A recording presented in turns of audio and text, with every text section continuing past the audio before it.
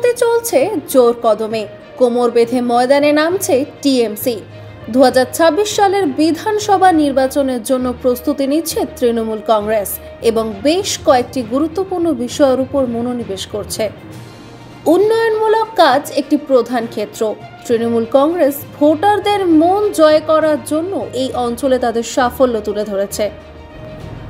দলটি স্বাস্থ্যসেবার উপরও মনোনিবেশ করছে, বিশেষ করে আরজিকর ঘটনার প্রেক্ষিতে যা রাজ্যের স্বাস্থ্যসেবা ব্যবস্থার ত্রুটিগুলো প্রকাশ করেছিল। তৃণমূল কংগ্রেসের লক্ষ্য জনসাধারণের উদ্বেগ দূর করা এবং স্বাস্থ্যসেবা উন্নত করার জন্য তাদের প্রচেষ্টা প্রদর্শন করা। দলের সুপ্রিমো মমতা বন্দ্যোপাধ্যায় 250 আসনের লক্ষ্য নির্ধারণ করেছেন। এই লক্ষ্য অর্জনের জন্য মমতা ব্যানার্জি দলের নেতা ও কর্মীদের বছরের শুরু থেকেই নির্বাচনের জন্য প্রস্তুতি নেওয়ার নির্দেশ দিয়েছেন। পশ্চিমবঙ্গ বিধানসভায় বর্তমানে তৃণমূল কংগ্রেসের 221টি আসন রয়েছে, যেখানে বিরোধী দল হিসেবে বিজেপি 67টি আসন পেয়েছে। মমতা বন্দ্যোপাধ্যায় 2026 সালের নির্বাচনে জয়লাভ করে চতুর্থবারের মতো ক্ষমতা দখল করে দৃঢ় প্রতিজ্ঞ। এছাড়াও দলটি জনসাধারণের সাথে সংযোগ জোরদার করার জন্য কাজ করছে, যেমনটি পশ্চিমবঙ্গের মুখ্যমন্ত্রী মমতা বন্দ্যোপাধ্যায় আয়োজিত সাম্প্রতিক এক মেগা সভায় উল্লেখ করা হয়েছে।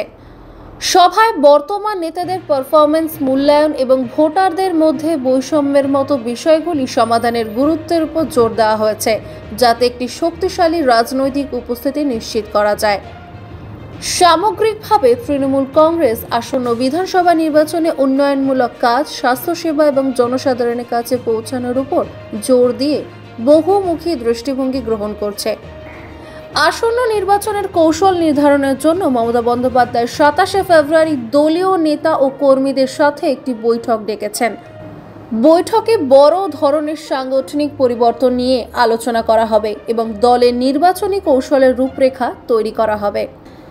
এগুলো ছাড়াও মমতা বন্দ্যোপাধ্যায় তৃণমূল কংগ্রেসের সামাজিক প্রকল্প এবং জনকল্যাণমূলক কর্মকাণ্ডের উপর জোর দিচ্ছেন, যেমন কন্যাশ্রী, রূপশ্রী এবং মাদারশ্রীর মতো জনপ্রিয় সরকারি উদ্যোগগুলিকে মূল নির্বাচনী কৌশল হিসেবে কাজে লাগাচ্ছেন। এই প্রকল্পগুলির লক্ষ্য হল একটি ইতিবাচক সরকারি ভাবমূর্তি গড়ে তোলা, জনসমর্থন জোরদার করা এবং সমাজ কল্যাণের প্রতি দলের অঙ্গীকার প্রদর্শন করা। 27 ফেব্রুয়ারি আসন্ন সভাটি অত্যন্ত গুরুত্বপূর্ণ, কারণ এটি নতুন কর্মসূচি, সাংগঠনিক পরিবর্তন এবং উন্নয়নমূলক কর্মকাণ্ড ও সরকারি প্রকল্পের দিক নির্দেশনা প্রকাশ করতে পারে।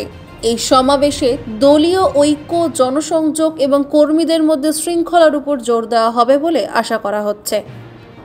তবে গৃহীত সিদ্ধান্তগুলি সম্ভবত দলীয় কর্মীদের মধ্যে একটি আশাবাদী মনোভাব তৈরি করবে, যা শেষ পর্যন্ত নির্বাচনের আগে দলের অবস্থানকে শক্তিশালী করবে। নিজস্ব সংবাদদাতা, সংবাদ শিরোনাম। মানুষের পাশে, মানুষের সাথে আমরা আছি এই বাংলাতে।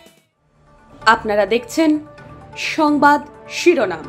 দেখলেন তো অনেক কিছু, এবার দেখুন নতুন কিছু।